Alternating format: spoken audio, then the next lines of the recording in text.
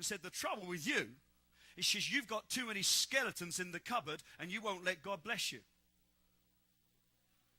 As she said that, you're not going to believe this, as she said that, it was a moment of grace. I saw what she said. I suddenly said, you know, you're right. I've never forgiven myself for my violent past. I've never forgiven myself for the things I've done. I hated me. And as she said it, she spoke to me, and I opened up my chest, and I said, Lord, heal me. And it was the beginning of a change. A year ago, I was wrestling with all sorts of things. I mean, and some of you know, sometimes people are really dishonest. I mean, amazing. I mean, I could tell you things people say that we've done and we didn't even do it. And then other people will listen to them rather than ask. Christians, of course. And so I just about had it. I got to about February last year and I just about had it. And this is what I said to the Lord. I said, I just don't want to do it. I don't like them. I don't like any of them. I was just being right. I mean, so I just was done. Whatever I do, someone's going to get mad. Whatever I say, someone's going to get offended. If I don't say it, they'll be offended. If I do say it, they'll be offended. They're just going to get... And I just got... Have you ever been that way? Is it just me? Some of you look at me, how dare you? I float in the Holy Spirit all the time. And I just got... And my wife said to me, she said, you have got to get this fixed in your life. And you know, I said, I want to, but I don't know how to. And I remember just walking along, and as I was walking along, I just cried out to God, please help me. I can't get the wounds out. And then suddenly in the middle of the night, that's when he woke me up at 2 o'clock in the morning and just said, and great grace was on them all. That's all he said. And I just said, Lord, if that's true, I receive it. And I began to pray it, and every wound, every pain, they all came up out of me. Folks, it was a moment, but what I had to do was get the bitterness. It could be that God used you and someone put you down. Hello? That's part of the course. And someone laughed at you like David was even laughed at by his wife, and she just said, you're stupid. She was barren, not him. And you've just gone, I just don't know if I can take the pain. Folks, and you've allowed this root to get into you that stops you when God's grace is moving. Well, I made a fool of myself last time. Hey, let's just get in there and get it over with. Paul made the statement, I'm a fool for Christ's sake. Get over your need to be so perfect. I was telling my wife something the other day. I said, I don't think you should have done that. She said, well, I'm sorry. I'm just not perfect.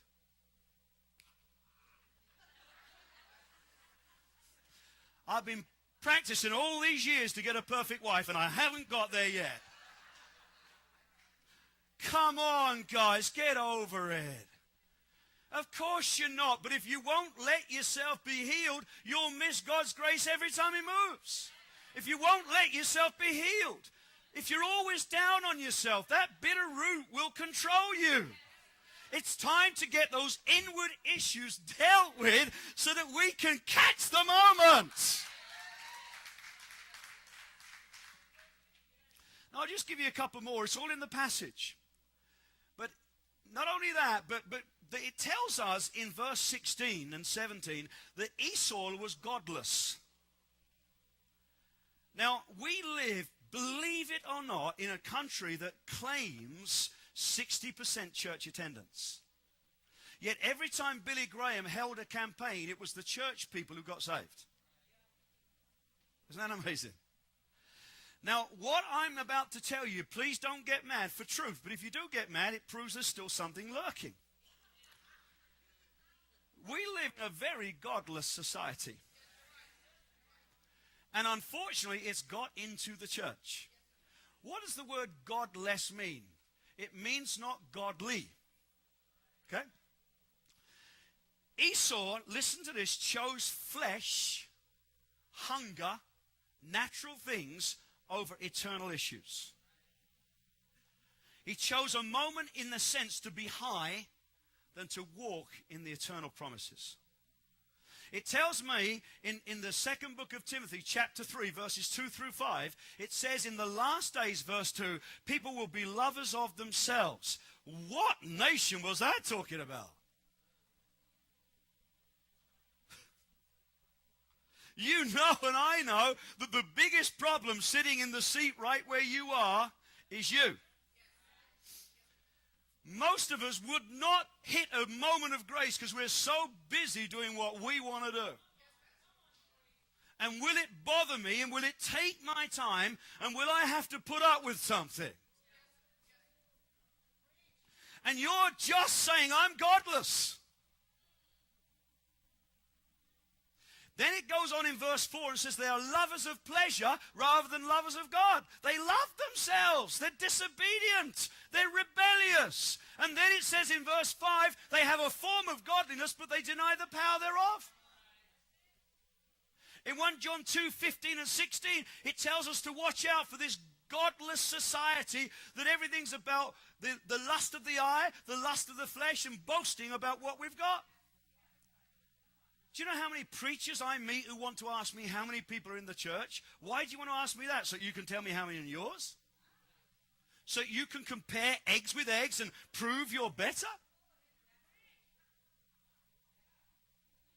That's preachers. So what happens with the people?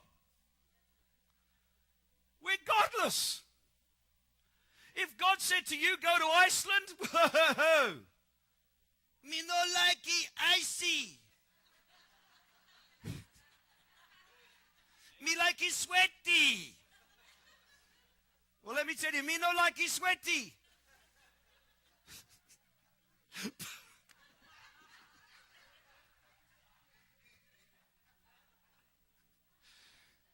Let the Holy Spirit talk to us. Is there a godlessness in us that stops us making a moment? Because it's more important about me and how I feel and how I'm doing in my time than it is about the things of God. I don't know why God sends you to places you don't want to be. Who invented mosquitoes? Is it Adam's fault? Because I'm going to be the first to knock him straight out in heaven.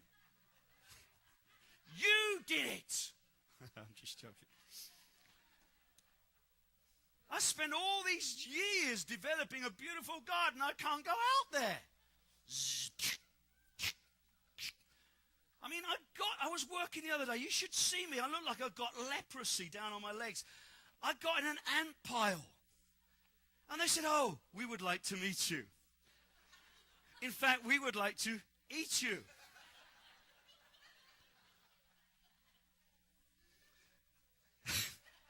And then on top of that, I got bitten by a spider and my leg came up all lumped. And then on top of that, I'm allergic to mold.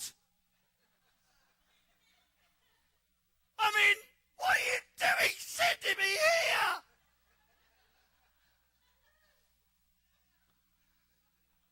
And some of you probably have already got plans to get out of here and go somewhere more suitable to you. Yeah, let's go where it suits me. I can serve God in the island of wherever it is. Yes, I think I'll go to the Scilly Isles. Yes, that's the right island for you. Scilly Isles. Did you know there are some Scilly Isles? They're near Britain. Everybody in the Scilly Isles is... What are they? They're all backslidden Christians. What are they doing? They've been eating donkey food for years.